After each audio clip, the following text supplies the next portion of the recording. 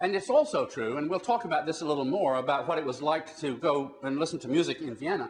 It's also true that concerts in Vienna tended to feature all sorts of kinds of music. That is, there might be an overture, there might be opera arias for vocal soloists, there might be pieces from the masses of Haydn or Beethoven or others for choir and orchestra.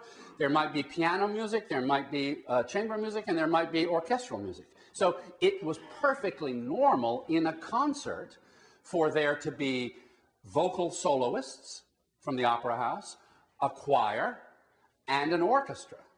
So the only unusual thing here is that he has them all perform in the same piece.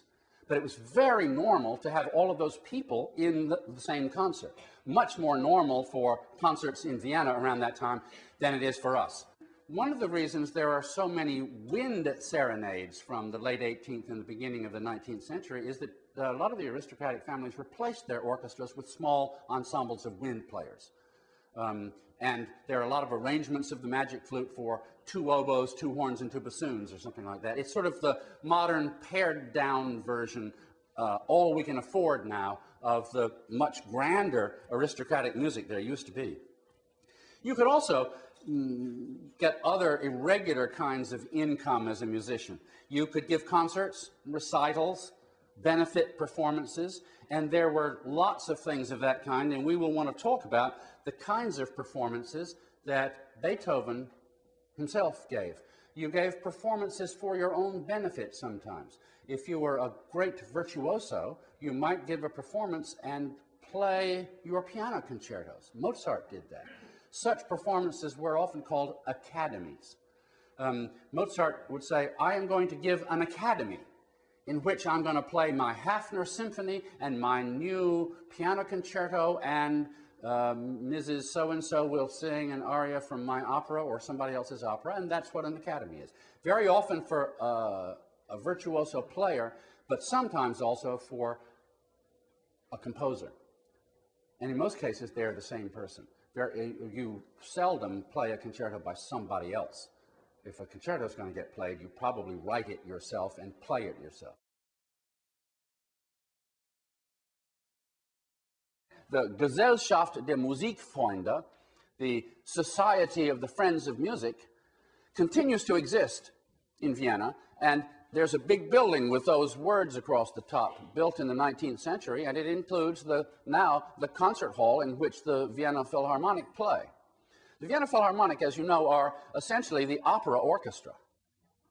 That tradition of not having an orchestra sort of continues. The people who play in the Vienna Philharmonic play also in the pit of the opera house nowadays in Vienna, which is one of the joys of going to the opera in Vienna, is you don't get a whole bunch of people who are not paying much attention. You get one of the best orchestras in the world playing for the opera. But in Beethoven's day, the Gesellschaft der Musikfreunde, the Society of Friends of Music, was just what it says. People who were friends of music, people who loved music. It was a large organization consisting almost exclusively of amateur musicians. There was a large chorus. There were all sorts of orchestral players, string players, more string players than wind players, brass players, and they put on concerts from time to time.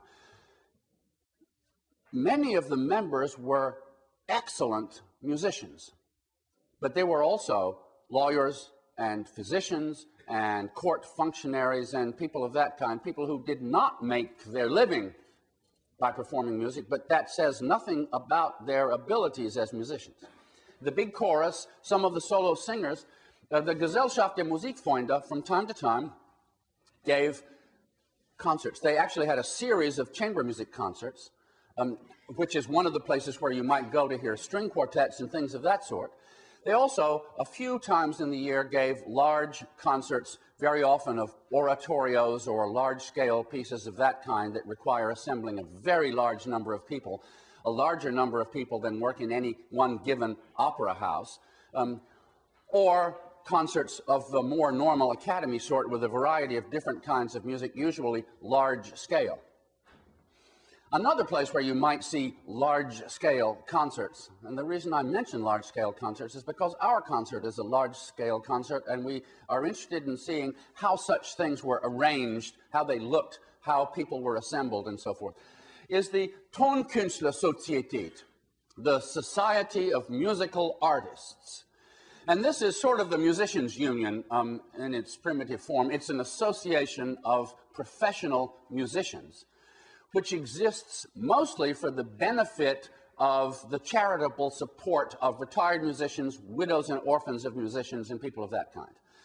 And the Tonkünstlersozietät also, from time to time, put on large-scale benefit concerts, whose purpose was usually to raise money for the pension fund or for the support of widows and orphans of musicians, things of that kind.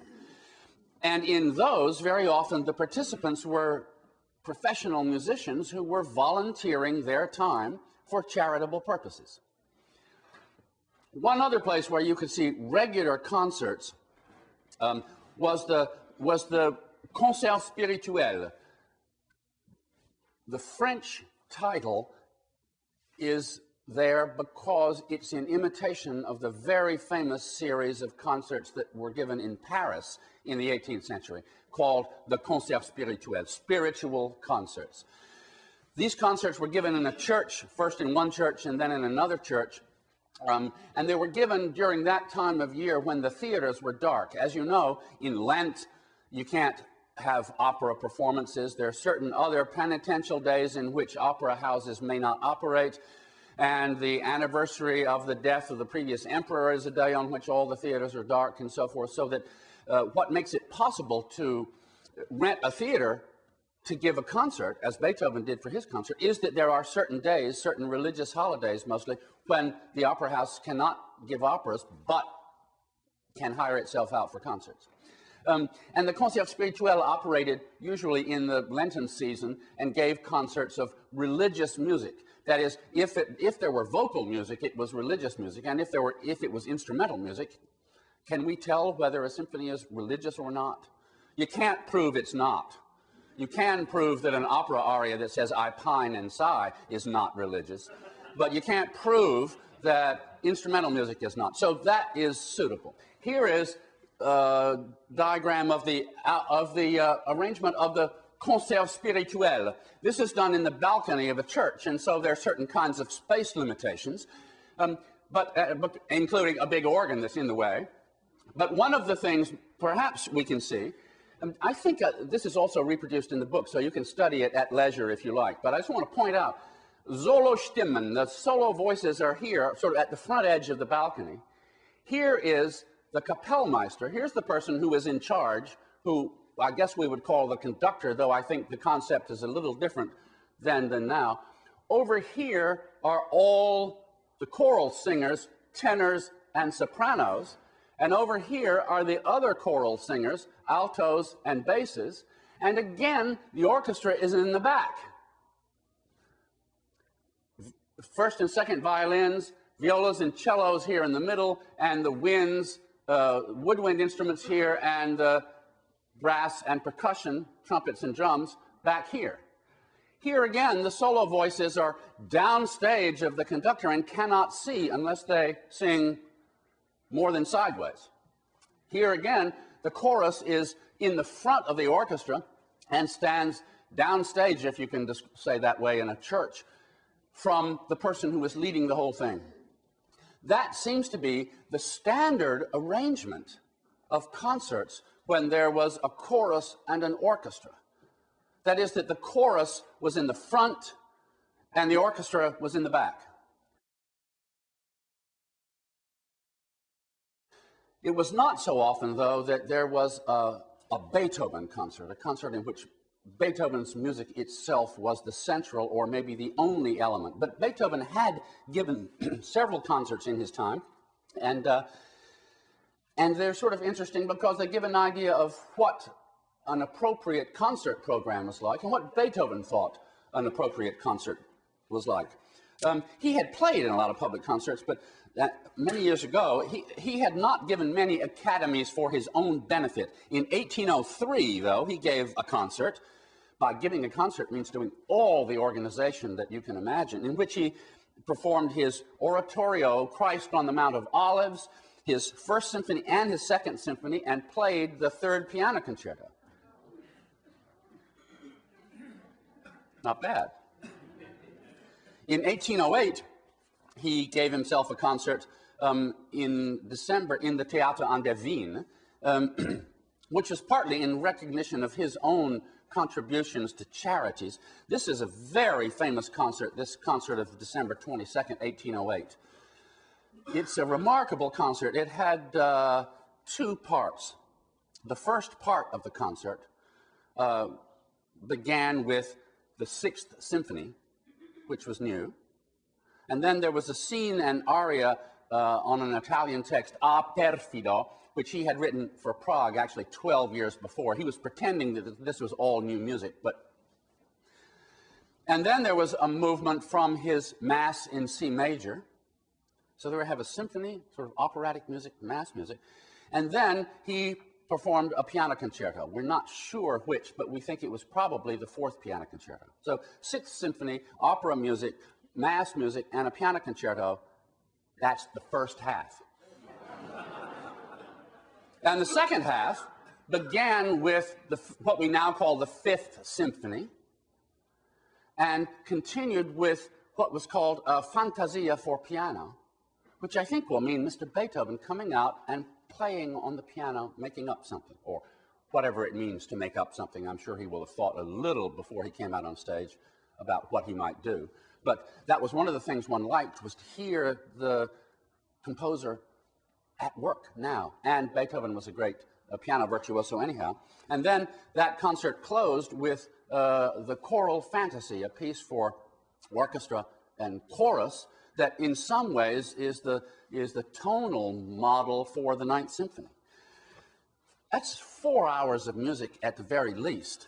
And you add an intermission and the time it takes to get in and the time it takes to get out, and that is a very long musical event. Consider, though, that nowadays we like short musical events. More and more musical programmers like their concerts to be about an hour and a half long. And the minute it gets a little bit longer than an hour and a half, people start looking at their watches. And they start worrying about their babysitters and the long line at the cashier's desk in the parking garage, and they start leaving. But the effort it takes to assemble a large number of people, the effort it takes to get there, and the splendor of an occasional very large concert means that it's a thing that, I think in those days, the longer it was, the better. You're sort of getting your money's worth if the concert is long. We feel we're getting our money's worth if we're well entertained and it's done in less than an hour and a half. I don't think that's necessarily true for everybody, and those who go to Wagner operas know that there are still musical events that go on quite a lot longer than an hour and a half. In 1814, Beethoven gave an academy in the Redutensaal, the big ballroom of which we saw a picture yesterday, with a very large orchestra of professionals and amateurs. Bear in mind that in each of these cases, he had to assemble the people who would play and sing in the concert. Because you couldn't just call up the Vienna Philharmonic and say, "Are you free on February 14th?" Because there was no such thing. Sometimes, though, when you used a theater, you could also engage the orchestra of that theater, and then if you wanted your orchestra to be larger, you got additional people to play with them, which is what happened in our concert. But here in the Redutensaal, there was no sort of house orchestra, so the whole thing had to be assembled. From the Gesellschaft der Musikfreunde, from the Tonkunstlersozietät, from all the people who owe you favors or from whom you might ask a favor. And in that concert, he gave the Seventh Symphony, trio with Italian words, the premiere of the Eighth Symphony, and the orchestral version, the premiere of the orchestral version of Wellington's Victory, the piece that was originally written for Mr. Melzell's Panharmonicon.